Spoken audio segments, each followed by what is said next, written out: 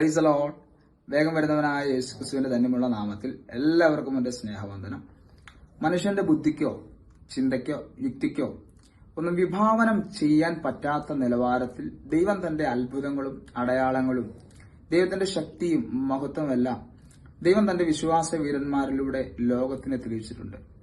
ഇവരുടെ എല്ലാം വിശ്വാസ വീരന്മാരുടെ ജീവിതത്തിന്റെ അകത്ത് പിശാച് കൊണ്ടയിടുന്ന പല ഭീഷണിയുടെ മുമ്പിൽ ഇവർ തളർന്നും തകർന്നും നിരാശപ്പെട്ടു പോയിട്ടുമുണ്ട്. തന്റെ രാജാവിനെയും പ്രജകളെയും ബാലിന്റെയും അശേരയുടെയും 850 പ്രവാചകന്മാരെ ദൈവത്തിന് വേണ്ടി കർമ്മേൽ പർവ്വതത്തിൽ ഈ ദൈവമനുഷ്യൻ ഏകനായി വെല്ലുവിളിച്ച് ആകാശത്ത് നിന്ന് തീയിറക്കി യാഗവസ്തുവിനെയും യാഗമൃഗത്തെയും ദഹിപ്പിച്ചു കളയുന്ന നിലവാരത്തിൽ ദൈവം ഒരു കാലഘട്ടത്തിൽ ശക്തമായി ഉപയോഗിച്ച ഒരു ദൈവമനുഷ്യനായിരുന്നു ഏലിയാവ് എന്ന് പറയുന്ന ഒരു പ്രവാചകൻ.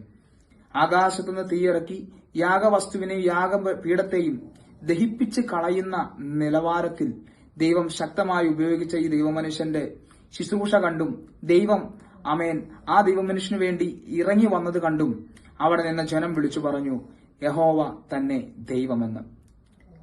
ബാലിന്റെയും അശേരയുടെയും 850 പ്രവാചകന്മാരെ താൻ കിശോൻ തോട്ടരികെ വെച്ച് കൊന്നുകളയുകയും തന്റെ പ്രവാചകന്മാരെ കൊന്ന വിവരം ഇസബേൽ അറിയുകയും ഇസബേൽ തന്റെ ദൂതനെ അയച്ച് തന്റെ ജീവനെതിരെ വില പറയുന്ന ഒരു സന്ദർഭം നാം ബൈബിളിൽ കാണുന്നുണ്ട്.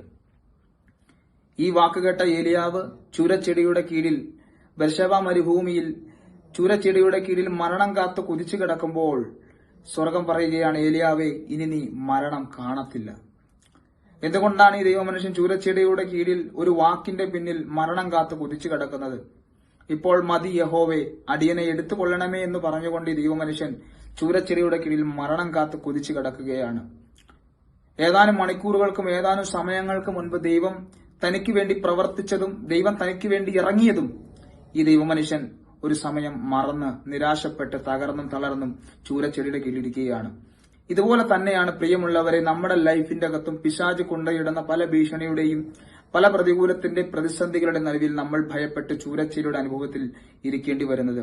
അതിന്റെ കാരണം ദൈവം ഈ നിമിഷം വരെ ദൈവം നമ്മെ നടത്തിയ വിധങ്ങൾ നാം പലപ്പോഴും മറക്കുന്നു.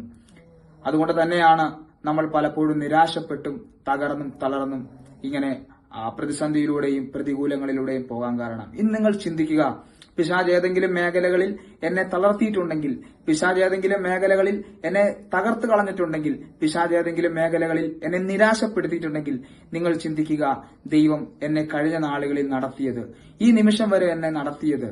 അതുകൊണ്ട് തന്നെ പിശാച് കൊണ്ടയിടുന്ന ഒരു പ്രതിസന്ധിയും നിങ്ങളെ ജയിക്കുകയില്ല. എന്നേക്കുമായി അവന്റെ തലയെ തകർത്ത് യേശു കർത്താവ് ക്രൂശിൽ ജയോത്സവം കൊണ്ടാടി. കർത്താവ് നിങ്ങളെ സഹായിക്കട്ടെ. May God bless you. Amen.